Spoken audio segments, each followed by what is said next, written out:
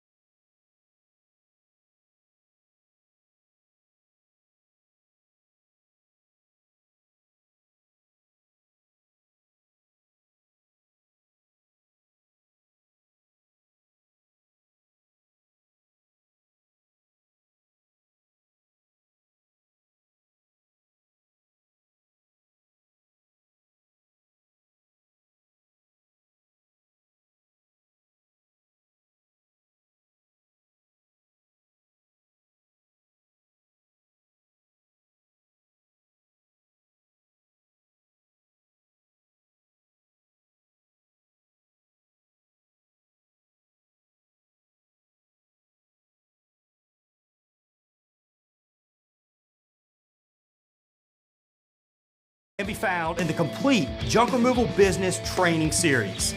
Grow your business, change your life with the JRA Complete Training Series. 3, 2, 1.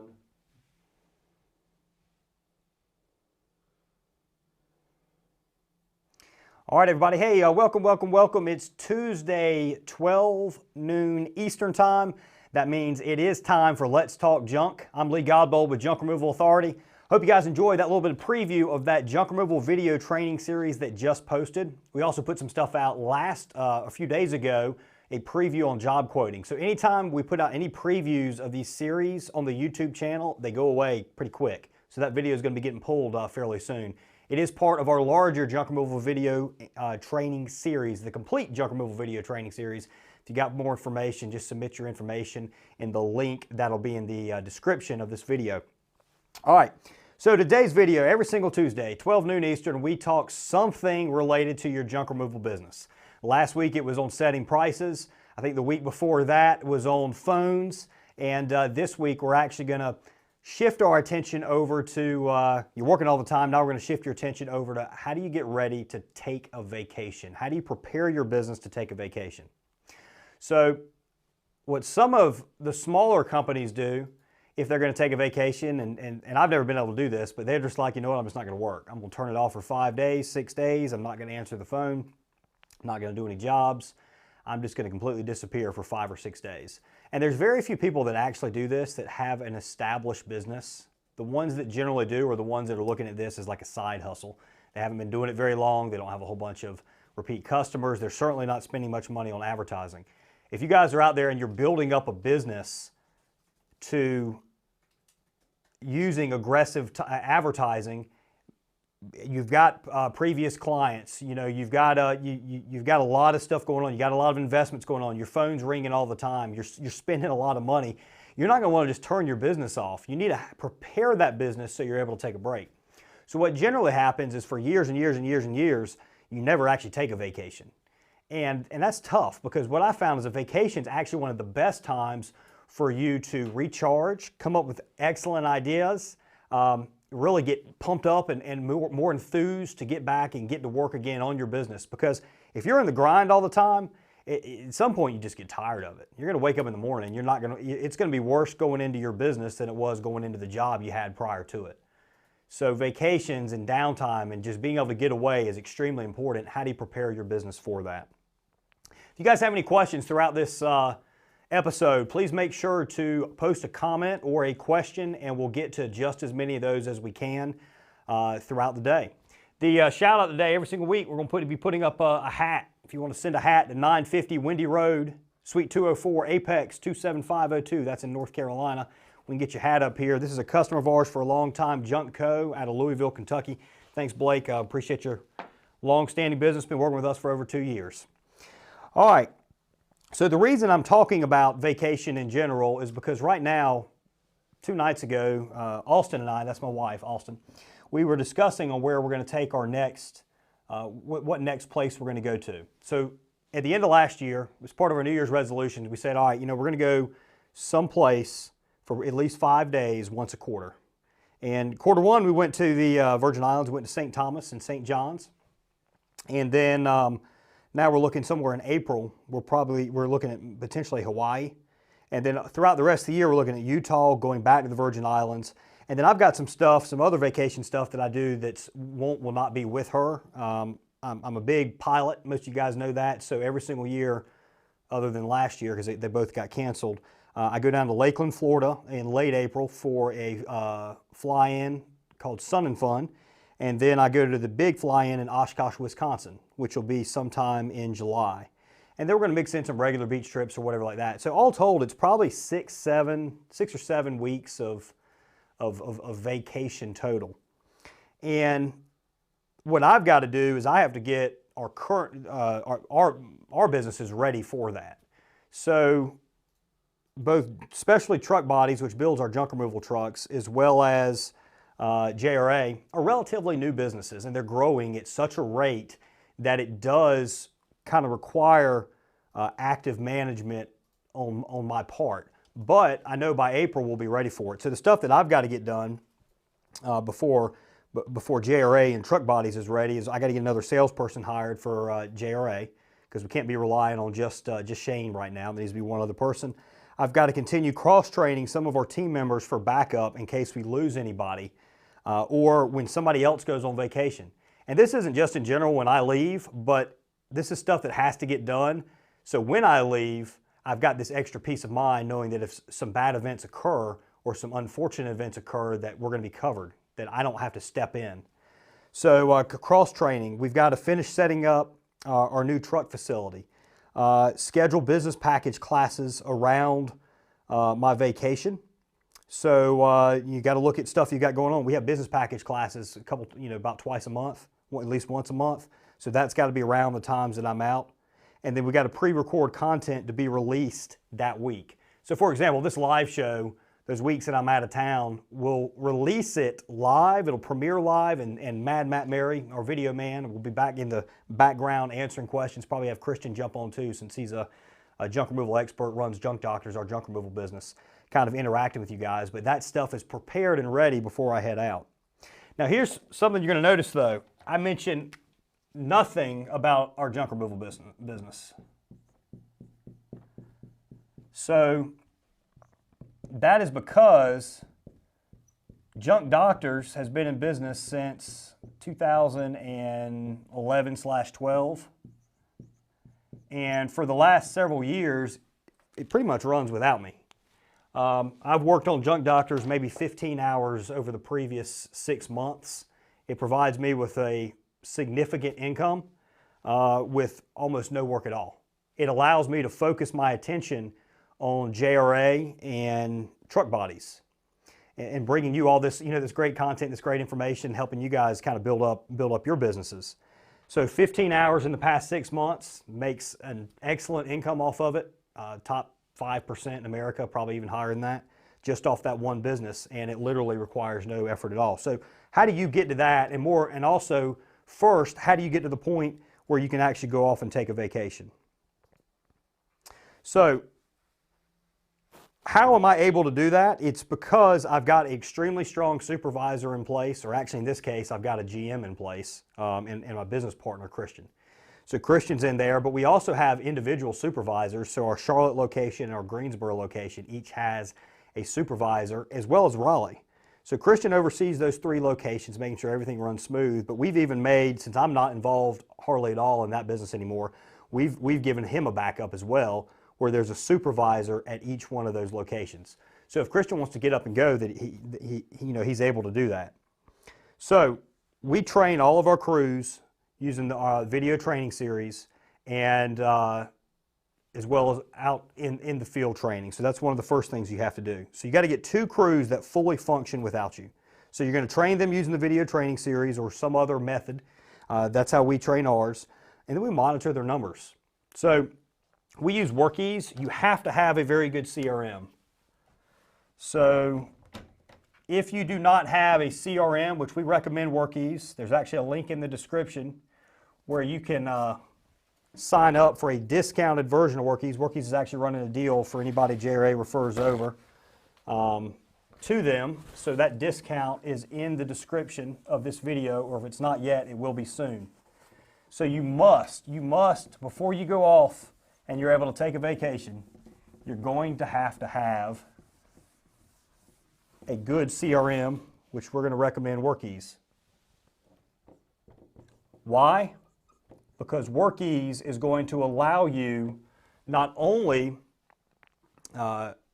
dispatching out jobs so your crews see jobs and customers can book online and all. One of the main important things about Workiz is its reporting and any CRM that you use. And the most important report in terms of preparing yourself to go on a vacation and making sure that your truck crews are doing a great job, the very most important report that Workiz has is your average job income per tech.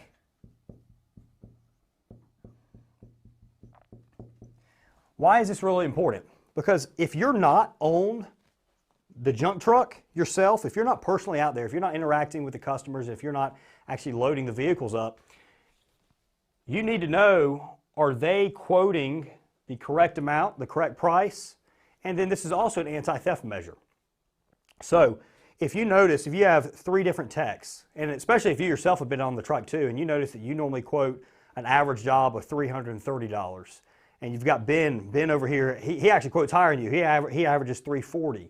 And then you got Kyle. Kyle's in there. He's averaging about $320. All in the ballpark. And then all of a sudden, you got Steven. You got Steven, this individual, Steven, been with you, let's say he's been with you for a few months or whatever, he's become a team leader, and then you look at his average job and he's down at 270. And as long as the total number of jobs they've been on is fairly equal, so Steven hasn't randomly had like a lot less jobs where his averages haven't worked out as much. As long as there's not some circumstance like that, there's an issue going on with Steven. So whether that's Steven is just not confident in the prices that you have to charge, that you need to charge, maybe he feels sorry for a customer, or potentially he is underquoting a job, actually collecting more money than he is putting down on the CRM, could be working out a deal with a customer, or maybe even doing it without the customer even realizing it. He's sitting there putting down 270 is the quote, the customer signs it blindly, and he's collecting 300 or 350 or whatever and pocketing the difference, generally from a cash payment. That's the only way you get away with that stuff. That report is going to help you out, determine if that's going on. The next thing you've got to do, because you have to verify, this is part of the systems that you need. So the systems you need, you've got to verify that they're doing a good job, that customers are happy by doing customer follow-up calls. This needs to be a regular system in place that's in place far before, way before you take your vacation. You need a regular system after every job where you or somebody you trust is contacting your customers and finding out on a scale of 1 to 10, how do we do? Because you got to make sure that the quality is there. If you're missing the quality, your business is going to suffer, and you're not going to be ready to take a vacation. If you do, you're going to be stressed out that something's going to go wrong. All of your teams need to be using checklists. Beginning of day, job checklist, and end of day checklist. So at the start of every single day, there's going to be things that they need to be doing, and it needs to be documented. They need to be getting their tools ready. They need to be checking the back of their truck to make sure it's not full of, see how much stuff is in it to know if they need to go dump or not. They need to check their tire pressures to make sure they don't have a flat tire. All this needs to be completely documented, and you need to have a system in place ensuring that your guys are actually doing these checklists, and there needs to be some repercussions if they're not. So checklists for on the job and the beginning of end of day, you must have those set up. Your 2 crews, the reason I mentioned one of the very first things, we're just going to put 1.0 up here, is you need 2 crews, is before I'd feel comfortable taking a vacation, I want 2 crews because I want to back up everything. I mentioned on JRA, we want to be cross-train people. That way if something happens to somebody, we got somebody else in filling their shoes. It's the same thing with your junk removal business. You want to have a backup. If somebody calls out sick or something happens or whatever, or they just get behind. If there's a day, all of a sudden you have a really big job and they get behind, ideally you have a second crew that can kind of pick up the slack. That way your first crew can focus on the large job and the second crew can kind of fill in and do the rest of the jobs. You simply want another backup. You want another truck in case your truck goes down. You just have to have backups in place before you can comfortably leave for a period of time, a week or 2 weeks, and not worry about your business. Nate, just let me know if we got any questions popped up. We got anything? All right, so guys, if you guys have any questions at all, just post them in the comments. We'd love to answer any questions that you might have kind of throughout the show. All right, so one of the things I mentioned before was a supervisor. I mentioned that each one of our Junk Doctors locations has a supervisor. You are going to need a supervisor for your location. If you do not have one, then there's no way that you're going to be able to take this vacation. So what does that supervisor need to be doing? And who is this person? Generally, your supervisor is going to be somebody that's still on the truck, at least until you get to a good size, maybe $1 million a year, or at least $750,000 a year. This supervisor is probably somebody that's still on the junk truck. But that week that you're gone, or that 2 weeks that you're gone, that individual, you don't want to schedule him on the truck. The reason for that is he's going to be your dispatch. So if you've normally been dispatch, somewhere prior to you leaving, several weeks before you're leaving, you need to start easing him into a dispatch role.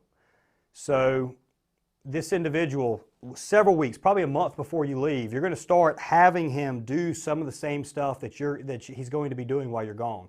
So checking the guys in the morning. You get in there in the morning, you've got all your jobs, you assign them out to your truck crews, and then throughout the day, keeping in touch with them throughout the day.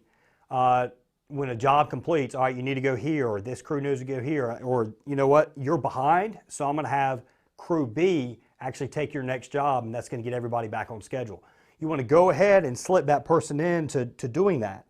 The other stuff this supervisor needs to, or this person needs to do, or things that this person needs to do, is they need to be able to have a company credit card. You have to trust this individual to have a company credit card, and several weeks to a month before he takes over, you're going to ease him into making some inventory purchases, and ensuring that trash bags and tools and all that good stuff are balled up. You're probably going to then shift them into doing these customer follow-up calls like you're talking about. So I mentioned before, we must have customer follow-up calls. So you want to train him up on that. Bank deposits. If you guys are still taking checks, he's going to need to get those check payments, be able to match them up to Workiz, make sure the correct amount was collected, go off and do those bank deposits. There's many other things that we're going to have that he's got to do as well. We'll touch on. I think we do have a question though, so I'd like to get to that. Yes, question from Bay Hauling LLC. Any suggestions for electronic checklists? Will Workiz provide these at some point? I don't know if Workiz is working on electronic checklist. I do know, all right, so we were pretty old school for a while on checklists. We were just doing paper. There is a new one that I will post in the comments because I can't remember what we're doing, which one it is, but we have gone over to electronic checklist on it. We will, after this video, I'll figure out the name of it and I'll post it in the comments section or the description of this video. It's a good question there. Anything else? All right. Thanks, Juan. Appreciate it, man. Okay. So, time card approval. This individual is going to need to be able to look through ADP or T-Sheets, whatever app you're using, and look at the time that employees worked and ensure that everything matches up okay. Making sure you're looking at the schedule and ensuring that everybody that worked that day did indeed clock in and they clocked out, and also just matching it up based upon his knowledge of how the day went on dispatch, as well as looking at when the last job was completed on Workiz, that all the clock out times just kind of make sense. You know, they seem accurate. So he's going to have to be able to do that. There needs to be ways to ensure the processes are being followed. So electronic checklist is one. What we used to do is every single day we would go to where all the checklists are deposited. We'd pick them up and just make sure everybody filled them out completely. And then oftentimes the other thing is in the first beginning of the morning, you know, that supervisor, he'll kind of do a little check, you know, of how the trucks are and all as well, making sure the inventory's there and that sort of stuff. Just ensuring that what was checked off on that checklist was actually completed. You know, obviously on a regular basis, that supervisor is going to be doing a maintenance check on these vehicles, making sure they haven't been abused, damaged, there's nothing that needs to get fixed. If there is, they're going to go back to these checklists to try and determine when this damage occurred, because we're going to be looking to see, you know, did they mark that there was that there was damage to this vehicle on X morning, and why haven't we seen it since then? So, you know, that's a way of kind of holding people accountable to actually doing these checklists. I'm going to tell you, if you don't hold people accountable to them, they're not going to do them. The supervisor needs the ability to make operational shifts as necessary. So, you know, if somebody's calling out to because they can't work, finding a replacement. Just, it's very, very basic stuff. You just need somebody that's trustworthy with a decent head on their shoulders, that's very reliable. And if you find that individual, they're going to be excellent. So generally what we would do is when somebody's brand new, if they've never done this supervisor role, if they're not really being paid for it necessarily, back when we would first set up a supervisor, if we were going to be out of town, we're going to be relying on this individual to do this work. After we got back, we would make sure to give him some sort of a bonus depending on how things went. And you might even consider doing it actually before.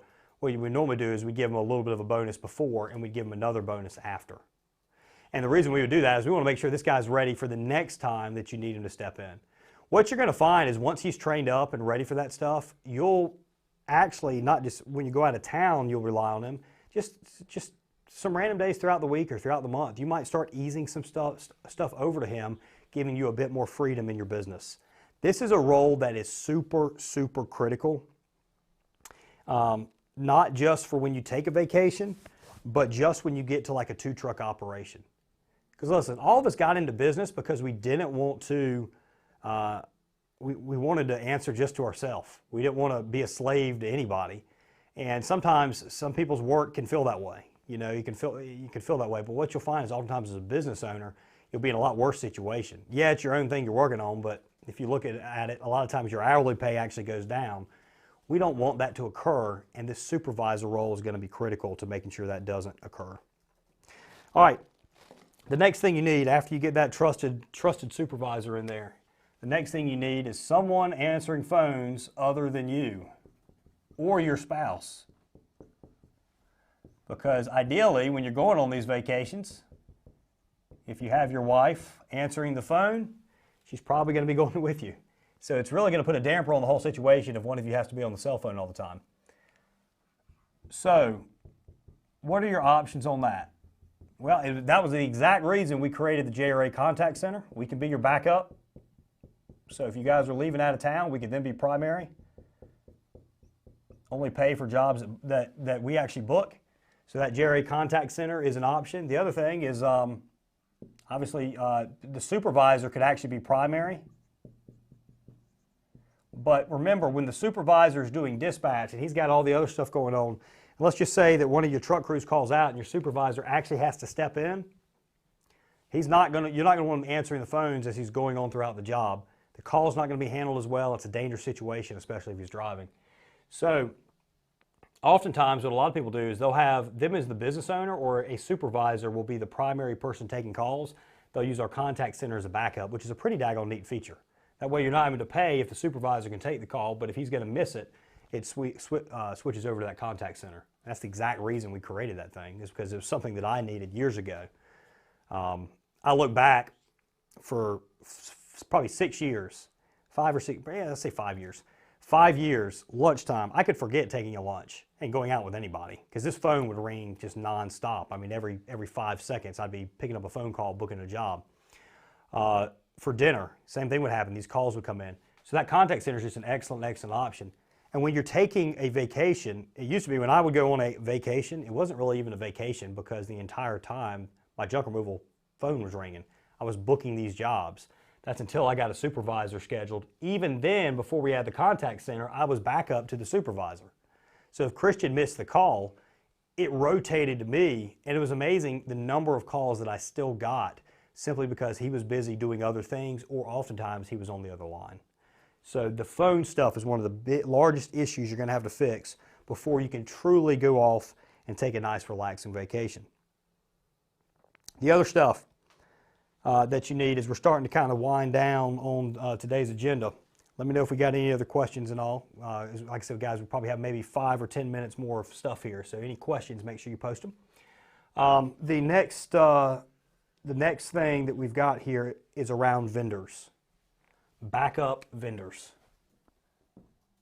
This is not, I don't even think backup vendors is the correct word, but it's emergency vendors. That's what this needs to be, emergency vendors. Or just vendors in general. Reliable vendors, let's go with that. Third time's a charm.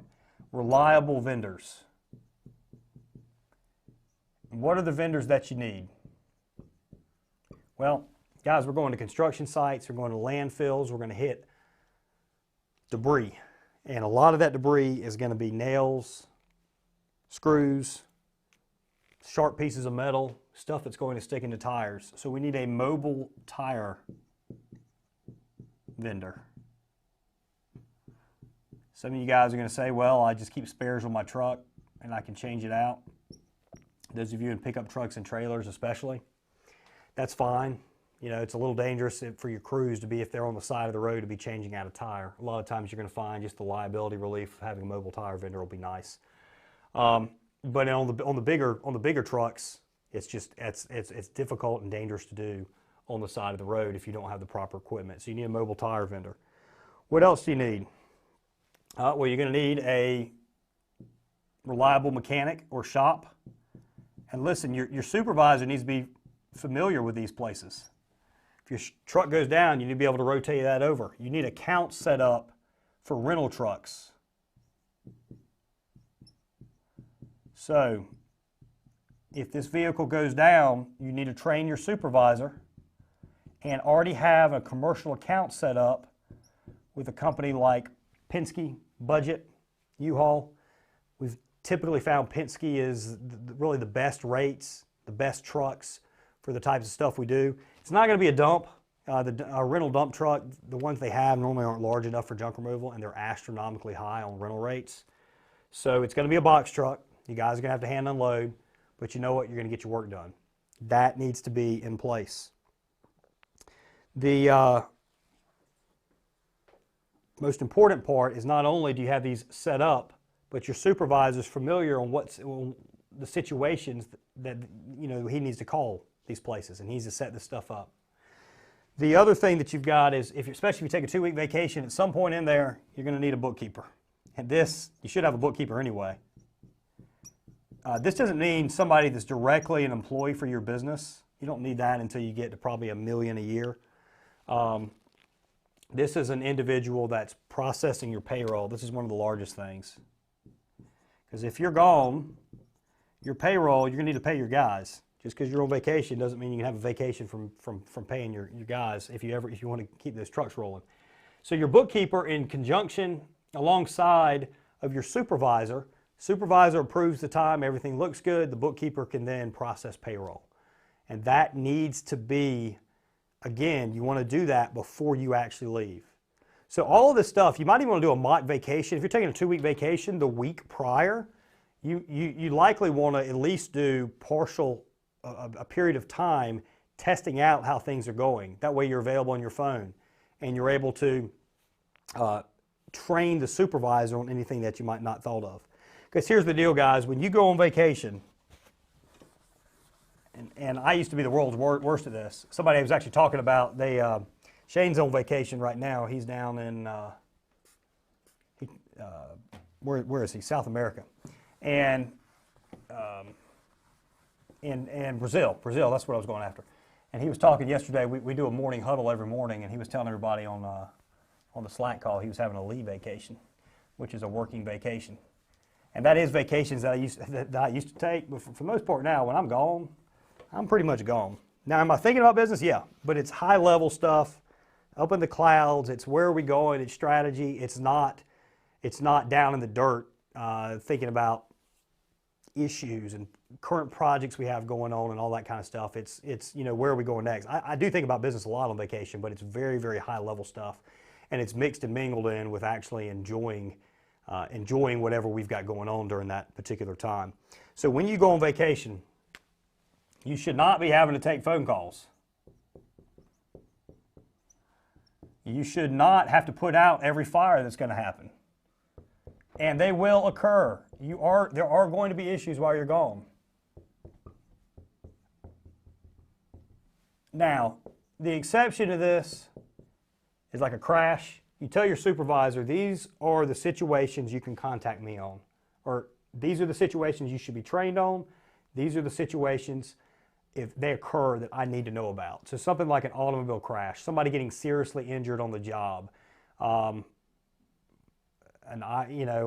just anything out of the realm that you didn't train him on that seems pretty major. You just want to define what that is. It's mainly around death and wrecks. Outside of that, for the most part, everything that can occur with a junk removal business, the supervisor should be able to, a properly trained supervisor with some experience should be able to deal with it. So you shouldn't have to deal with phone calls or every fire. The one vendor, circling back around, the one other vendor that I missed that you must have, I'll start down here. I know we're jumping around. The other vendor I missed is a home repair person. Because I can promise you, if you're lucky enough, like we were for the first several years, where we never damaged anything, when you go and take your week or 2-week vacation, somebody's going to damage a hardwood floor or a door frame, knock a hole in the wall, put their foot through the ceiling. All this is stuff that's happened to us. So we have a home repair person that, at this point, doing all the jobs we do, we did just shy of $3 million last year. Out of all the jobs we did last year, and that's probably 10,000 jobs, around 10,000, maybe just shy of 10,000, maybe 8,800, 9,000 jobs. We probably call this guy about once every other month to fix something. So you need to have that individual, and the supervisor needs to be ready to make that call. If somebody damages a property, you need to be able to tell the customer, hey, we're on it, hate that it happened. I've got pictures here. I've got a guy that's going to get in touch with you. He's going to come on out, take a look at it, and we're going to get this scheduled for repair as quick as possible. You want to ease that customer's fear and concern just as fast as you possibly can. This is a vendor you must have in your business, especially before you take one of those vacations. All right, Nate, what kind of questions we got, man? All right, we got a question from Joseph Lambert. What should expenses and net margin for junk removal companies be in the 1 to 5 million revenue range? That's a great question there, Joseph. That's Joseph's Junk Removal down in Atlanta. All right, so $1 to $5 million range. As a general rule, you're going to have, and this will vary a little bit, but 20% is pretty common in junk removal in terms of net owner benefit of 20%. So if you're $1 million, net owner benefit of $200,000. Now that is, that's paying, for the most part, that's paying a supervisor and all like that. That's you not necessarily, you're never on the truck. That's your business running smoothly for the most part without you. You're still going to be involved, but that's not it relying really on you at all. That's you being able to take these vacations that we're talking about. So these net profits of about 20% are pretty common. And what you'll find is on the gross profit. Now, on gross profit, I include customer acquisition cost as an expense. So your gross profit is going to be somewhere around 40%. Maybe even a little bit higher than that, but somewhere in the neighborhood of 40%. The reason I do these nice even numbers is because it varies based on your location. That's generally what you're going to see. So out of this, you'll have some management payroll that lowers this. You're going to have some a little bit of insurance costs that's going to lower that, facility cost, some interest expense on truck vehicle payments, that sort of stuff is going to bring it from here to here. This is actually probably just a fraction higher than this. But some people might be a little lower. So 40% is a nice even round number on gross profits. Now, when you're a brand new business, your gross profit, again, this is 1 to 5M. When if you're on the truck and you have limited advertising costs and all this kind of stuff, I mean, if you're just being as cheap as you possibly can, you're going to get a lot less jobs. You're actually going to make less net. But I mean, hell, you can have 70% profit margins. So you can see there's a big difference. There's a big difference between the guys that are building up a nice real business, especially once you've reached that 1 million mark, and the guys that are out there, you know, making bringing in $100,000 a year that are making 60 or 70K. So hopefully that answers your question there, Joseph. What else we got? All right, we have a question from Yellow Jacket Junk Removal. What is the time frame JRA can be up and running my phone system if an emergency had happened, like a death in the family or a vacation? Yeah, so the details aren't finalized yet, I don't think, but if you give us a call, we've got a backup. It wouldn't be bad, Juan, just to have us be a backup anyway, but if you're already set up in our system, we have your pricing, the phone number's established and all, well, it's a phone call. Within like 24 hours, we can be up and running doing it. But you do have to already be set up. There's a little bit of a ongoing cost for us to maintain that phone number in your file, but I think we're calling that like contact center insurance or something like that. So basically phone insurance, I think, is the buzzword of the program that we're about to release. So that is on in the works. If you talk to Melissa over, you call the main JRA line, talk to Melissa, she'll get you squared away on that. What else we got? Nothing right now. Awesome, guys. Well, today's been a really good episode. Again, hopefully you found it very, very helpful. This is something that took us a very, very long time for us to learn and figure out on our own. And you know, you're normally going to have 2 years of hard work. So this vacation stuff is going to be 2 years of solid, hard work. Probably very little vacation, if any at all. By your 3rd year in operation, you should have this thing running where you can go off for 2 weeks, the phone hardly ring, your business still run well, and you return and it's running just as well as the day that you left. So again, guys, I appreciate you joining us here on Let's Talk Junk every Tuesday at 12 p.m. Eastern Time. Again, I'm Lee Godbold with Junk Removal Authority, where we help junk removal business owners make more money and live a better life. Till next time, folks. Hey, junk removal business owners, I want to show you something right now. I want you to check out just one of the over 150 courses as part of our junk removal training series. There have been many new junk removal people who have said they would remove a basketball goal at a customer's home for far too little money. If a basketball goal has a pole that goes into the ground, there will be concrete. One of the issues is you don't know how much. Sometimes the person who put in the goal was a bit overzealous on how much concrete they used. So you're gonna dig into this, you're gonna get the pole, and there might be like 500 pounds of concrete on the bottom. It's just very, very heavy. There are two methods of doing this job, and which way you go is dependent on the customer. The easiest and most cost-effective removal method is to simply take your Sawzall and cut the pole off as close to the ground as possible. When you make your first cut, make sure to do so a few feet off the ground. The reason for this is the bottom of the pole is going to be filled with concrete and you're going to ruin a reciprocating blade if you hit it.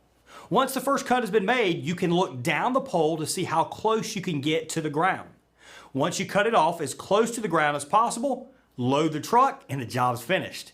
Removing a goal using this method will generally be done on a volume-based rate as you would normally charge. Many customers are not going to like this. They're going to want the pole and the concrete gone. Again, safety is the name of the game here.